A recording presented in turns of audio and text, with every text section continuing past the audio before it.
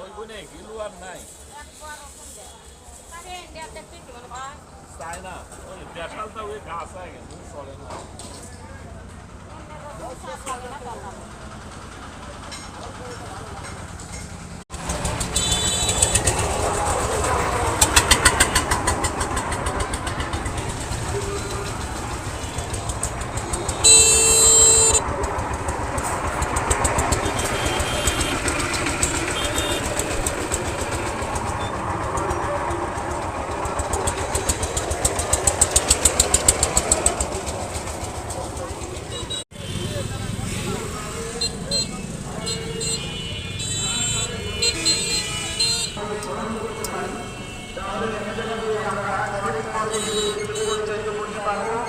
নিজেদেরকে সঠিকভাবে রাখতে পারবো।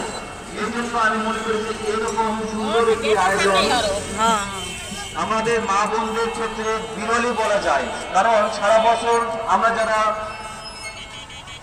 বাবা দাদা ভাই যারা আছি তারা সাধারণত আমরা প্রত্যেক শুক্রবারে মসজিদে বয়ানের মাধ্যমে সঠিক পথে